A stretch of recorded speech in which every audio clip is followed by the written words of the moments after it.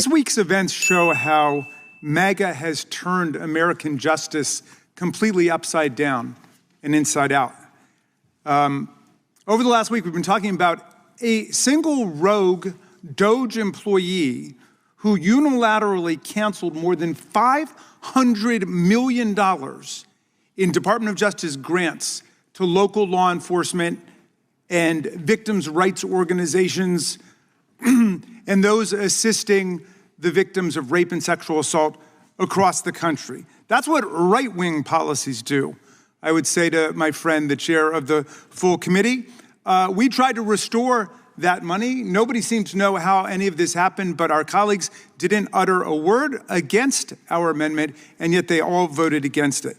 What else happened? Well, a 33-year-old January 6 rioter who assaulted our police officers at the Capitol, and he smashed the glass pane through which Ashli Babbitt climbed before she was fatally shot by a Capitol officer, was arrested again yesterday. This time they got him for burglarizing neighbors' homes. This was a guy who was pardoned by President Trump, now robbing houses in Virginia. This Zachary Alam was serving an 8-year sentence after a jury convicted him of 7 criminal felonies and 3 misdemeanors when President Trump granted him clemency as part of the mass pardon of 1,600 insurrectionists and rioters for the thousands of crimes committed on that day. At sentencing, U.S. District Court Judge Friedrich described the testimony of police who recalled Alam as, quote, by far the loudest, most combative, and most violent of the January 6 rioters who attacked the police in the part of the Capitol that these officers were defending. And yesterday, the Trump Department of Justice agreed to pay nearly $5 million to the family of Ashli Babbitt, the rioter who tried to storm the House Speaker's lobby on January 6 after she broke into the Capitol and after the aforementioned Mr. Alam broke that window.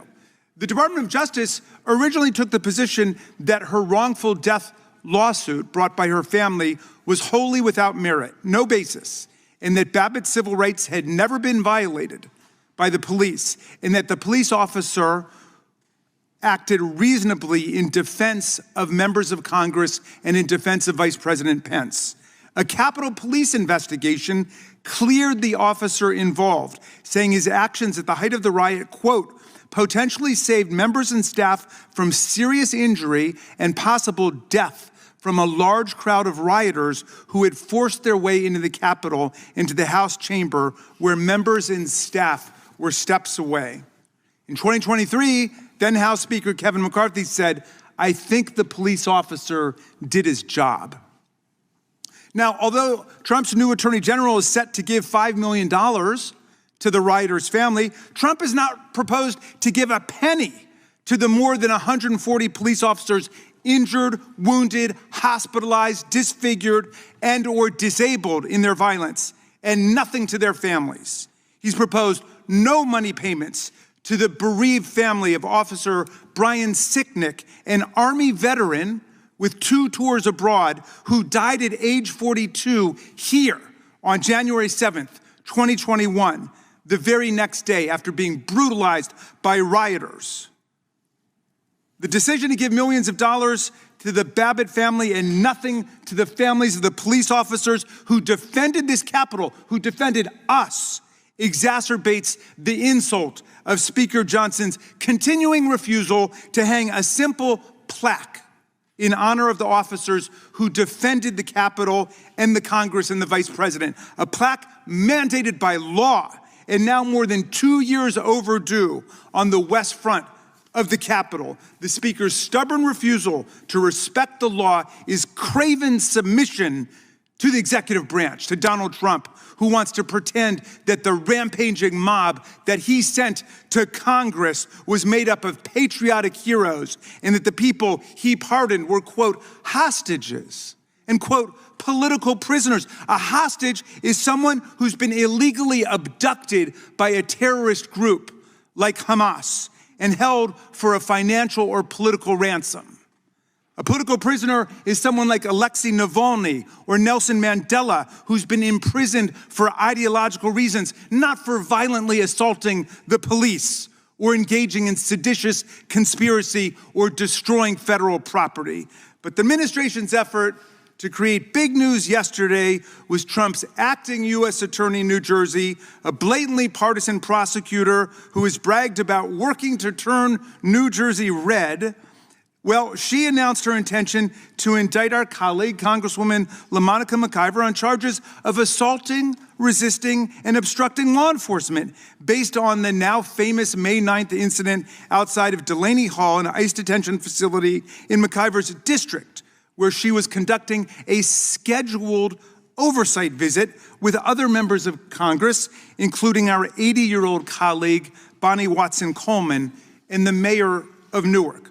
Well, Delaney Hall is operated by the private prison company GEO, a major Republican donor that gave $1 million to Make America Great Again, Inc., and has faced numerous lawsuits for its treatment of detainees in unsafe conditions. The members had a lawful right to be there and to investigate, and even after ICE initiated a scuffle to arrest the mayor of Newark on public property, the House members were let in to tour the facility to conduct nonviolent oversight, and the tour went smoothly. This indictment is a manifest fraud, clearly designed to distract America this week from the administration's savage and unpopular effort to strip 14 million Americans of their Medicaid and health coverage and 11 million Americans of Head Start, Meals on Wheels, and other nutritional assistance programs like SNAP. Representative McIver was, of course, executing one of the core duties of a member of Congress,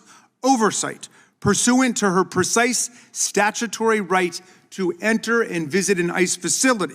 The Supreme Court has repeatedly held that oversight is a central element of the legislative process, because if we can't research the facts on the ground, we don't know what laws to pass. This, for the Department of Justice to charge McIver with assault, is an outrage against the Constitution, which protects members of Congress from civil and criminal prosecution for performance of their core legislative duties.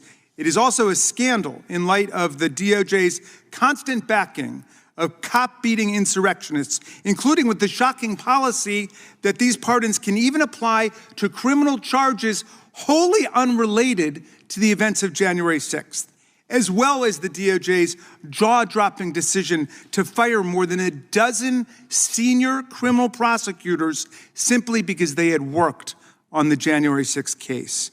Yet now we've got colleagues who celebrate January 6th insurrectionists actually calling for prosecution of members of the House for doing their jobs. Representative Buddy Carter called our colleagues rioters. Representative Bishop actually said this was an insurrection. I didn't know that was in his vocabulary, but this was an insurrection, and he said it was a debacle worse than 9/11. No police officers or ICE agents were injured at Delaney Hall. No one died. No one had a heart attack like Officer Fanone did. There were no strokes.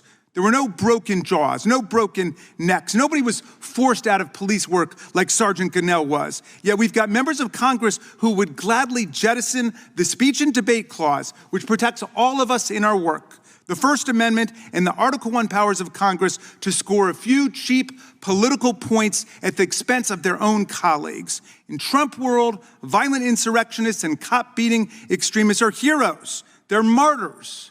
They're patriots. Members of Congress performing oversight functions are criminals and insurrectionists.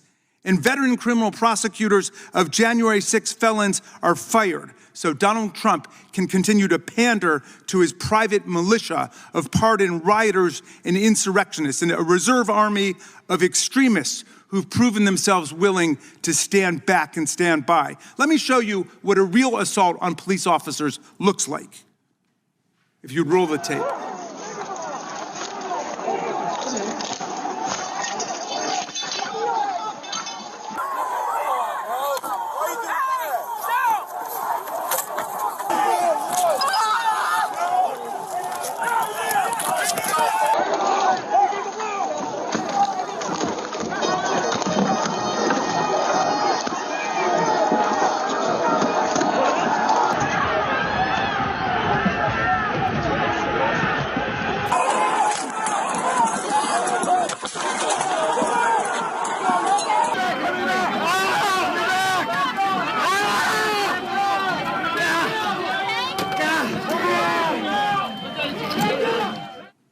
Mr. Chairman, if this is an oversight hearing on ICE and ICE believes a real assault took place in New Jersey, where are they? Why are they not present today?